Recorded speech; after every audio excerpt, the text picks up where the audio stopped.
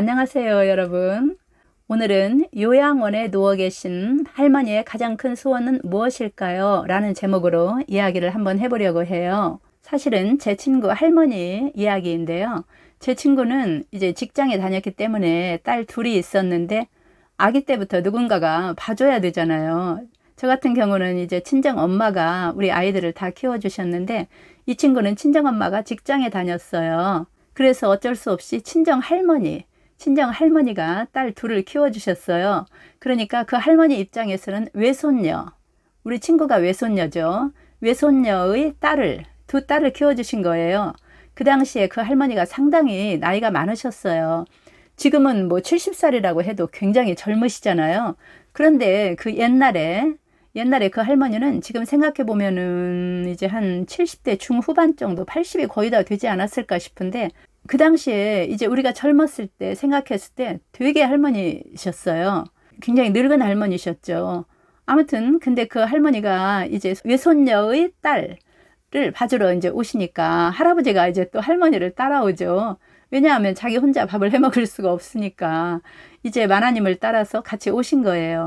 손녀 집으로 이제 그렇게 할머니가 와서 살림까지 뭐 아기들을 키우면서 또 영감님 밥도 해주면서 이제 아무튼 그렇게 사셨어요.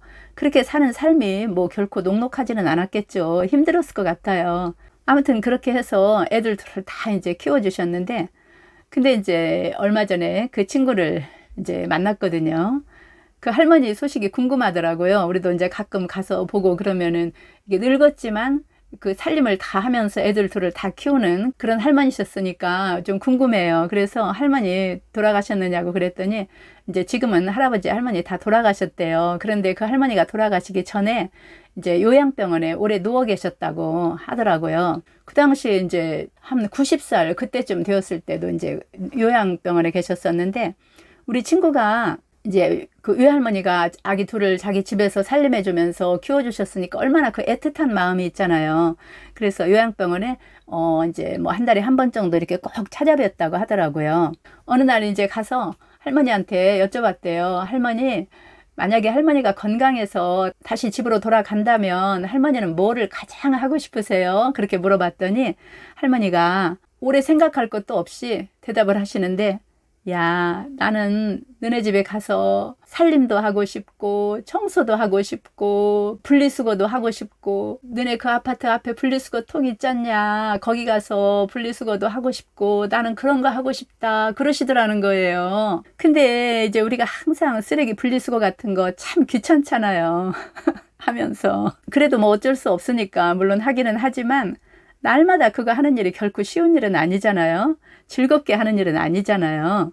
그래서 불평을 하면서도 어쩔 수 없이 하고 그러는데 이 할머니가 첫 번째 하고 싶은 일이 너네 집에 가서 살림하면서 청소도 하면서 쓰레기 분리수거도 하면서 그렇게 살고 싶다라고 그렇게 말씀을 하시더라는 거예요. 그래서 우리가 그 이야기를 듣는 자리에서도 굉장히 마음이 좀 숙연해진다고 할까? 굉장히 생각이 깊어지더라고요. 우리가 날마다 살고 있는 일상이 때로는 이제 감사하기도 하죠. 물론, 그러나 되게 귀찮고, 때로는 또 탈출하고 싶기도 하고, 뭐 그런 순간들도 많거든요. 그런데 요양원에 누워 계신 할머니에게 가장 하고 싶은 일은 살림하고 싶고, 청소하고 싶고, 쓰레기 분리수거도 하고 싶은 것. 그것이 가장 하고 싶은 일이었다는 거예요. 그래서 정말 다시 생각했어요.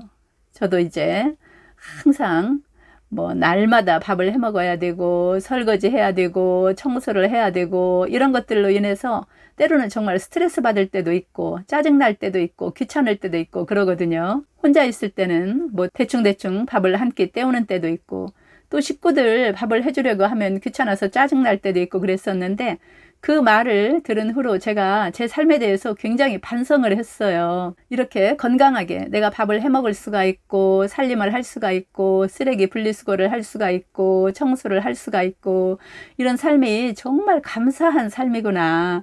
이게 정말 귀한 하루하루의 일상이구나 라는 생각을 하게 됐어요. 그래서 그 이야기를 듣고 온 며칠 동안은 제가 항상 그 생각이 머릿속에서 떠나지가 않았어요.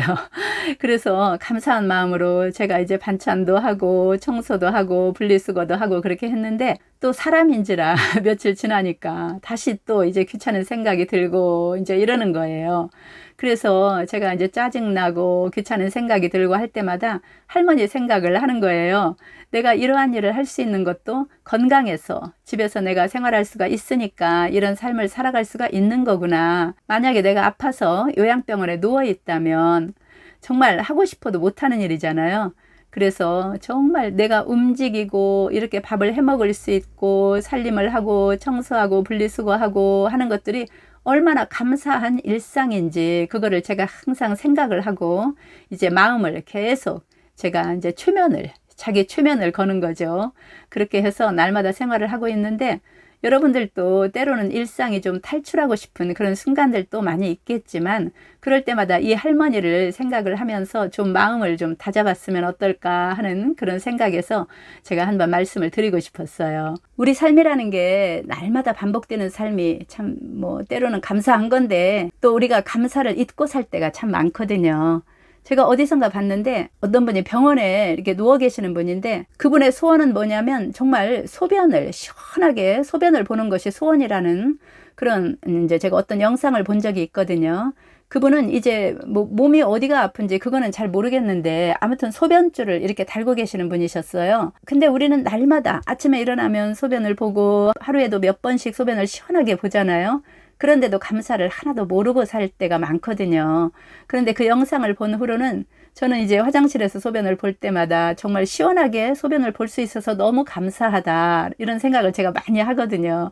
그러니까 행복이라는 것은 어떤 큰 사건이나 이벤트가 행복은 아닌 것 같아요. 정말 작은 일상이 날마다 반복되는 작은 일상, 이런 것들 속에 행복이 들어있지 않나라는 생각이 들어요. 그래서 우리가 밥을 맛있게 먹을 수가 있고, 또 소화를 시킬 수가 있고, 또 화장실에 가서 마음대로 일을 볼 수가 있고, 내가 가고 싶은 곳으로 가서 또 친구들도 만날 수가 있고, 이러한 것들 속에 행복이 들어있지 않을까, 이런 생각을 해보곤 해요. 행복은 멀리 있는 것이 아니고 정말 내가 사는 그 내 삶 속에 있구나라는 생각을 가끔 하거든요. 요즘에 하늘이 너무 맑고 이제 태풍이 지나간 후에 더더욱 하늘이 너무 예쁜 거예요. 그래서 하늘을 바라볼 때마다 오늘 또 저 아름다운 하늘을 볼 수 있어서 너무 행복하다, 이런 생각을 제가 이제 의식적으로 더 많이 하거든요. 그래서 마음껏 하늘을 바라볼 수 있는 거, 그리고 산에 가면 요즘에 나무가 정말 너무 좋아요. 바람이 너무 좋고, 그래서 그러한 것들을 바라볼 수 있는 것, 마음껏 느낄 수 있는 것, 그런 것들이 바로 행복이지 않을까, 이런 생각을 하면서 오늘 또 갑자기 그 할머니 생각이 나는 거예요. 그래서 함께 이런 감정들을 여러분들과 함께 나누고 싶었습니다. 여러분 모두 행복했으면 좋겠어요. 우리 모두 작은 일상 속에서 행복을 찾으면서 살았으면 좋겠습니다. 여러분 모두 행복하세요. 감사합니다.